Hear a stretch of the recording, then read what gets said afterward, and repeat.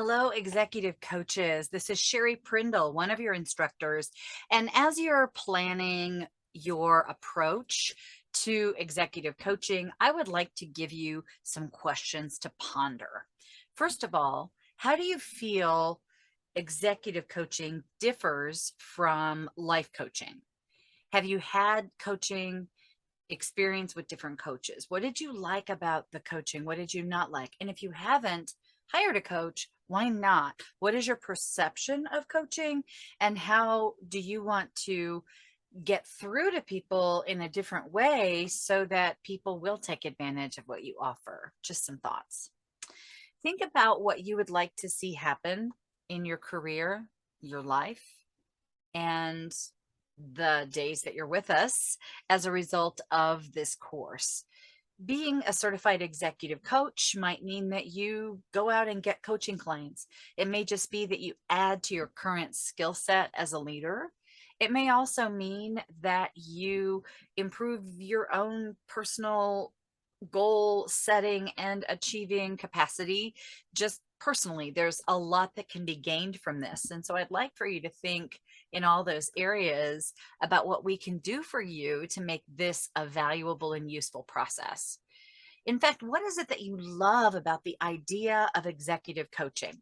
Was it something where someone said to you, hey, you ought to do this? Or maybe you had a lot of experience in the arena and you figured you might as well make it official?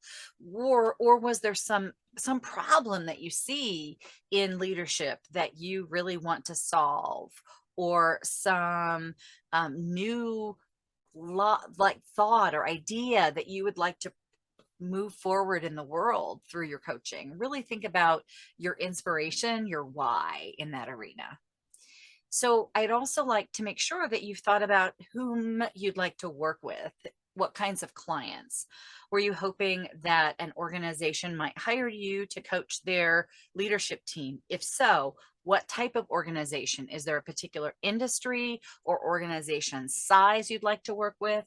Would you like to meet face to face? And if so, is there a geographical region that you'd like to be working within?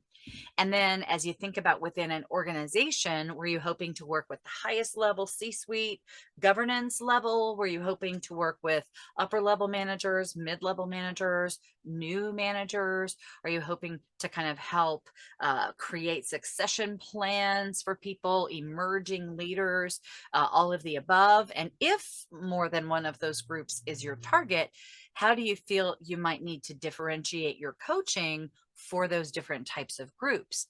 Also think about who might hire you within those organizations and how you might need to balance the needs of who hired you with the clients that you are coaching with all the other people in the organization that that client you're coaching interacts with. Those are stakeholders. So questions to think about.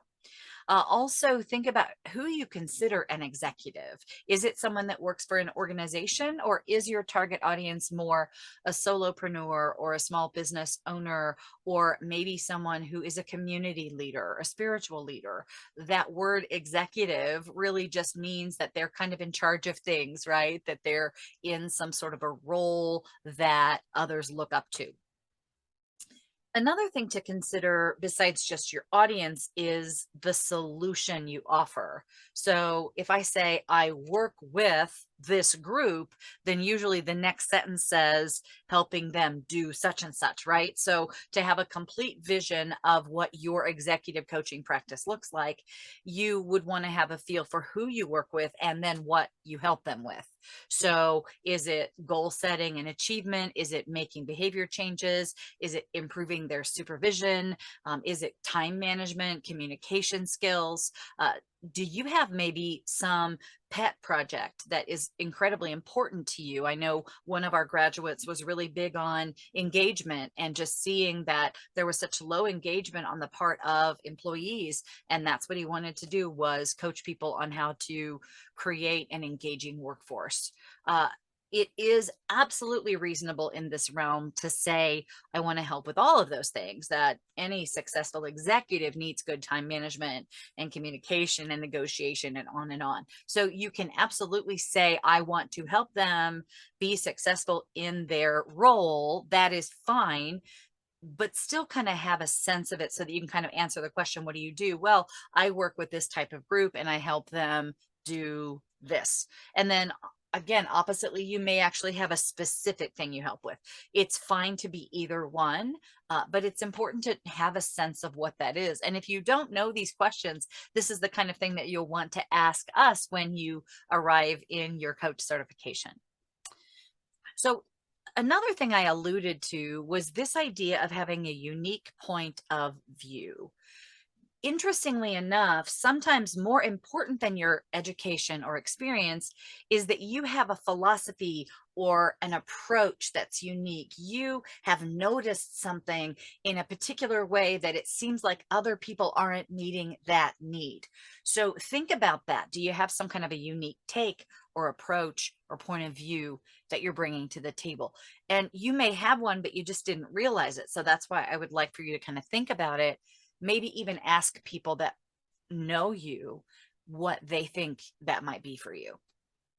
I'd also love for you to think about, education, other programs you've completed that relate to executive coaching, coaching or mentoring you've had, of course, experience you've had. Have you had executive experience, leadership experience, coaching, consulting, or training experience?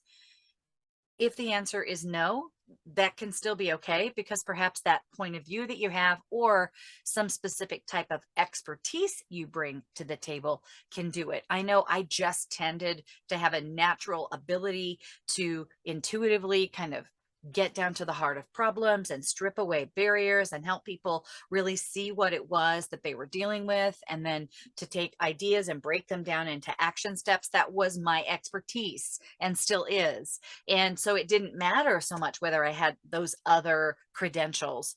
That expertise alone was enough to make me effective in the area. So think about that sort of qualification piece. And then, of course, there's the question, how? How do you want to go about helping people? Is it one-on-one coaching sessions? Would you like to do kind of a combination of training and coaching, or consulting and coaching? Would you want to be on site at an organization? Would you want to do it remotely via some sort of a meeting platform? Would you want to have some written components in it? Really think about how long maybe you would like your sessions to be, etc. And of course, the marketing piece. Where do you think you would want to find clients?